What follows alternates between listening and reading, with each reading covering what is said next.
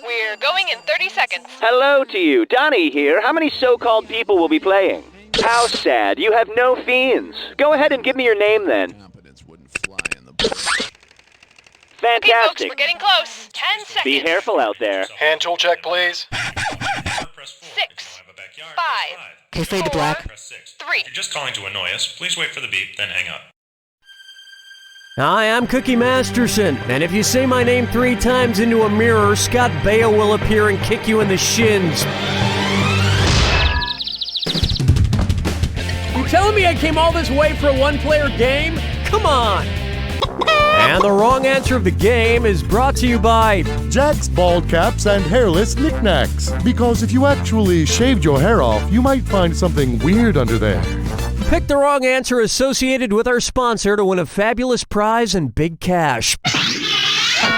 And so it begins.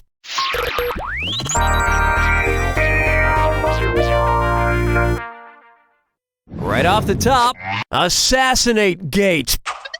Okay, I've had it. Every scandal since Watergate is called something or other gate. Monica Gate, Nipplegate, Stripper Gate, Henry Louis Gates Gate. Enough! It's time to throw down the gauntlet, people! Are you with me? Suppose I start a task force to remove the suffix gate from all new writing before it gets published. If I stupidly get caught up in my own scandal, what would it be called? Abnegate Gate Gate? Abrogate Gate Gate? Expurgate Gate Gate? Or circumnavigate Gate Gate?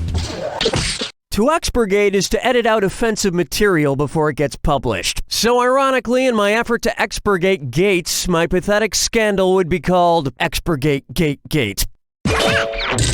And you know, it would have something to do with hookers, but who the hell would leak it to the public? Well, I'd have to investigate.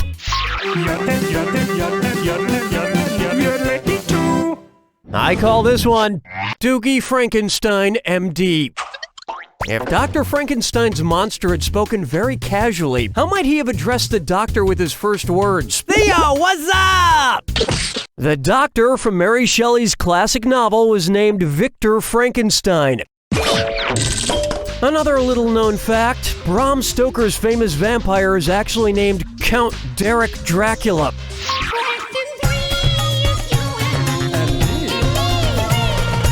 Bucker up for Original Sin City, and it's a dis or dat. I'm gonna read off 7 words, and for each one, tell me if it's a word from the Garden of Eden story in the Bible, a Las Vegas nightclub, or both. If it's from the Garden of Eden story, press 1. If it's a Vegas club, press 2. If it's both, press 3. Each one right gets you 300 apples. Each one wrong cost you 300 plus table service fees. And you've only got 30 seconds. All right, let's get started. Pure. Eve. Vanity. Flush. Naked. Sweat. Rain. You shouldn't have eaten that apple from the tree of lack of knowledge. They say Vegas is Sin City, but I think it'd be difficult for the devil to tempt somebody with an apple in Vegas. He'd have to wait in line for an hour to get it off the buffet. Everybody quattro, everybody quattro, hey.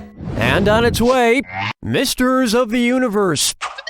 Which Mister has a Mrs.? Mr. Clean, Mr. Big, Mr. Echo, or why didn't you pick this? Although the others are bachelors, Sex and the City's Mr. Big has been married a couple of times, most recently to Carrie Bradshaw. Also married was Mr. Rogers. You never saw his wife on the show, but he always insisted that we just missed her.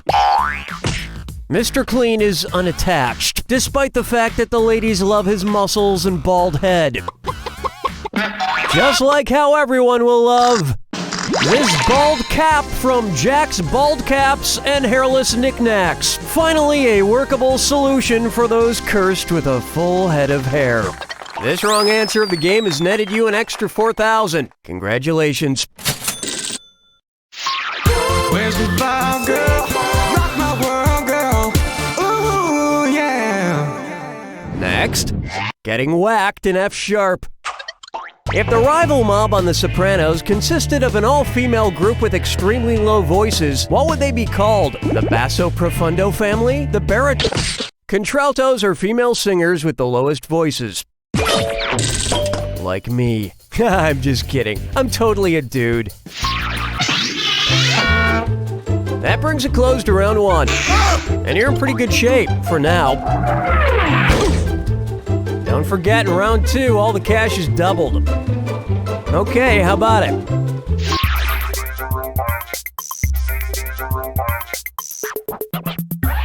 Here we have, My Housewife is a Fake. I've been watching these Real Housewives shows on Bravo. I've noticed something about the opening credits of these shows, though. The cast is always holding some kind of fruit. The Real Housewives of Orange County are holding oranges. The Real Housewives of New York are holding apples. The Atlanta Housewives are holding peaches. But during the opening credits of the Real Housewives of New Jersey, the housewives aren't holding anything. WTF? Considering the state fruit of New Jersey, what should they be holding? Bananas and leopard print tops? Strawberries and garbage? New Jersey's state fruit is the blueberry. And their state animal is the snooki.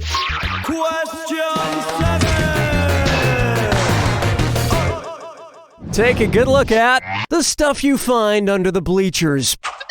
It's time for us to see what kind of trash somebody sent in today.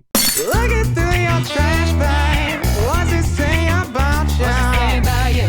Funky trash. Okay, what do we have here?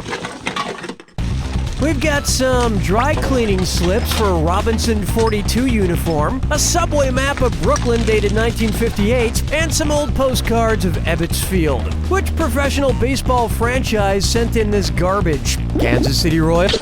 Jackie Robinson crossed the color barrier for the Brooklyn Dodgers at Ebbets Field in 1947. 11 years later, the franchise moved to Los Angeles. The Dodgers moved to LA to sell their screenplay, but ended up just waiting tables and doing a couple of weird fetish films. Plucking chickens, picking out a mate. Guess I'll marry 8. Up next, priceless art. I have a coupon for that. Suppose Campbell's produces a line of tomato soups commemorating pop artist Andy Warhol. Based on his philosophy on fame, what might the expiration date read? Consume 1 second after opening, best within 15... Andy Warhol is known for his statement, in the future, everyone will be world famous for 15 minutes. And now everybody just says 15 minutes of fame. Which, as we know now, is really a silly statement, considering YouTube's maximum upload limit is 10 minutes. Strolling through the park with the sarsaparilla.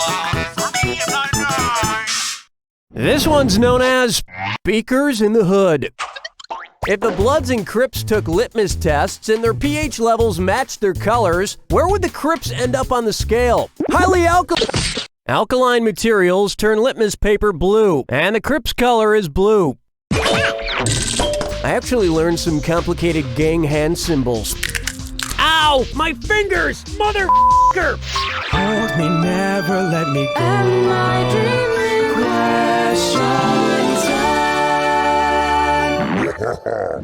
This one's called You Simpletons Could Never Understand My Food. As a deep and complex individual, I prefer to eat food that reflects that. Which of these complex foods contains complex sugars? An orange painting its feelings? A forlorn glass of milk? Pasta reading poetry about death? Or a chocolate bar contemplating it? Carbohydrate, such as the starch found in pasta, is a complex sugar. And trust me, pasta reading poetry is pretty moving. I nearly broke into tears when Penne got on stage and read his poem, Penne for My Thoughts. Oh, the part about the Italian sausage was gut-wrenching.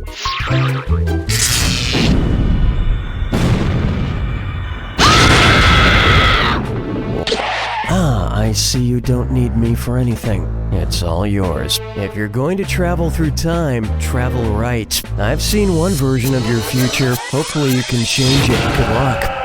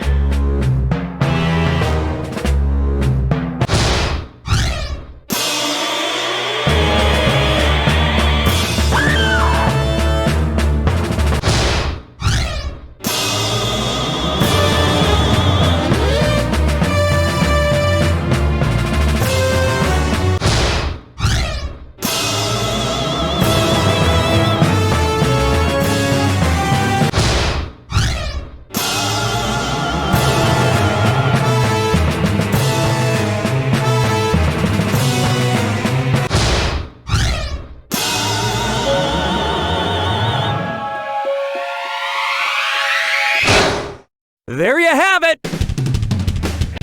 Good work. That was actually a really good score. I have to give you props. If only you had some friends. You don't know Jack!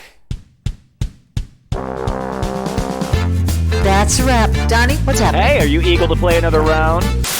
So, thanks again for having me over, Scott. Oh, you're welcome, Marjorie. So... Is your date night conversation a bore? Yes it is! Please help! We have nothing to talk about! Then try Nigel the Chimney Sweep. He's a real adorable British street urchin who makes an excellent conversation piece. Oh, well, isn't he fabulous? All ragged and covered in soot. Oh, please, miss, help me. I have a family. They don't know where I am. Please help. Oh, I haven't the slightest what he's saying, but look at that adorable hat. And you, Scott, well, you seem so nurturing. Thanks, Marjorie! Please, I miss me mum. Why am I dressed like this? Get your very own Nigel the Chimney Sweep today so he can start sweeping your loved ones into your heart. Help me. Or hearth. Help me. Hey, buddy. Hey, Jordan. Happy birthday. I know I usually forget to buy you anything, but this year I got you something from the Cloud Registry. The Cloud Registry? What's that? I got a cloud named after you. Oh. And it comes with a certificate of authentication that I printed out on my dot matrix printer. So which cloud is mine? What's that? Which cloud is named after me? Oh. That one. The one that sort of looks like a race car? Sure. Steve, did you just make this up because you forgot to get me something for my birthday? No! It's totally a real thing. Listen to this announcer. The Cloud Registry. Totally a real thing. You just did that by cupping your mouth in your hands. Well, happy birthday, buddy. Gotta go. Bye. Hey, get your friend a gift from the Cloud Registry. It's really a real thing.